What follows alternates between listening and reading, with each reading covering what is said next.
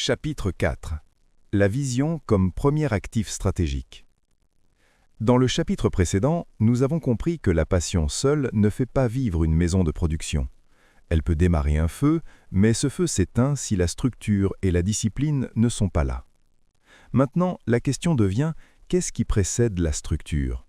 Ce qui guide toutes les décisions, toutes les embûches, toutes les batailles quotidiennes d'une maison de production. La réponse est simple mais puissante.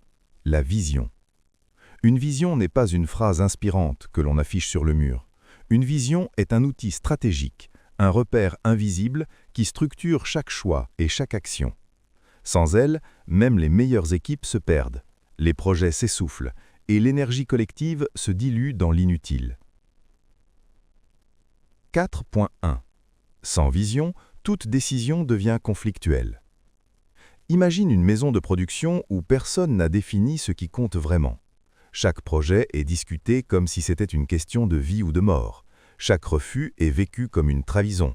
Chaque décision se transforme en conflit personnel. Pourquoi? Parce que l'ego devient le seul critère. Chaque choix est interprété. Chaque critique est ressentie. La vision sert à une chose essentielle, trancher sans justification permanente. Un projet arrive. La vision répond « Est-ce qu'il avance notre objectif ou nous en éloigne ?» Un nouveau membre propose ses services. La vision dit « Est-ce qu'il complète la culture et la discipline que nous voulons ?» Un investissement est nécessaire. La vision guide « Est-ce aligné ou opportuniste ?» Sans vision, tout est négociable, tout devient émotionnel. Et quand tout est négociable, rien ne tient. La vision ne supprime pas les désagréments, mais elle empêche qu'ils deviennent destructeurs. Elle devient le filtre de réalité qui protège l'énergie de la structure. 4.2.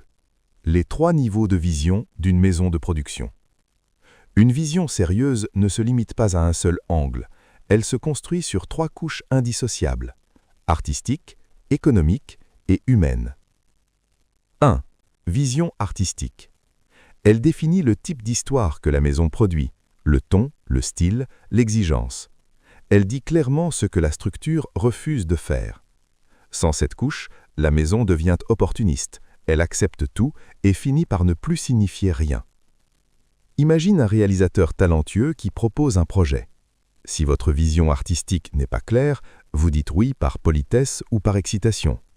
Résultat, un projet qui ne représente pas la maison, dilue l'identité et crée des tensions internes. 2. Vision économique. Elle définit comment l'entreprise gagne de l'argent. Elle fixe les priorités, volume, prestige ou rentabilité. Elle décide de la dépendance financière acceptable et des compromis refusés. Une vision économique floue produit conflits internes, décisions incohérentes et fragilité permanente.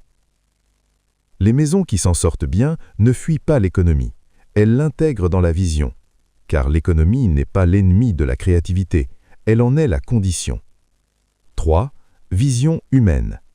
Elle définit la culture interne, la discipline, la tolérance à l'ego et la manière de gérer les conflits. Sans vision humaine, les bons profils s'épuisent ou partent, les mauvais s'installent, la fatigue devient chronique et l'énergie s'évapore. Une vision qui ignore l'humain est bancale. Une vision qui ignore l'économie est naïve. Une vision qui ignore l'artistique est vide. Ces 3 couches travaillent ensemble, artistique, économique et humain. Chacune renforce les 2 autres. 4.3. Vision floue égale recrutement raté. Recruter sans vision claire est un piège courant. On attire des profils incompatibles. Les frustrations silencieuses s'accumulent. Les conflits inutiles apparaissent et rongent l'énergie de la structure. Une vision forte agit comme un filtre naturel. Certains ne s'alignent pas, ils partent. D'autres s'alignent, ils s'engagent et deviennent moteurs de la maison. Le dirigeant immature cherche à plaire à tous. Le dirigeant structurant accepte de déplaire tôt pour protéger la cohérence et la solidité à long terme. Le recrutement n'est pas un acte social, c'est un acte stratégique. 4.4. La vision n'est pas un slogan.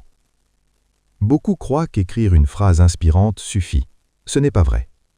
Une vision réelle influence les budgets, oriente les décisions difficiles, se traduit dans les process, se ressent dans le quotidien. Si votre vision ne change rien à la manière dont vous refusez un projet, payez un prestataire, gérez un retard, tranchez un conflit, alors ce n'est pas une vision, c'est du marketing interne. Une vision incarnée se voit dans les actes, pas seulement sur papier. À retenir, chapitre 4.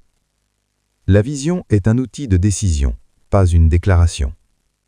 Elle structure l'artistique, l'économique et l'humain. Une vision floue crée des conflits et une instabilité. Une vision incarnée crée de la cohérence et de la solidité. Une vision claire permet de décider, mais décider ne suffit pas. Encore faut-il transformer cette vision en règles concrètes, en processus répétables, en systèmes fiables. Dans le chapitre prochain, nous allons passer de l'intention à l'exécution. Construire une maison de production simple, durable et reproductible. Parce qu'une vision sans système reste une bonne idée et rien de plus.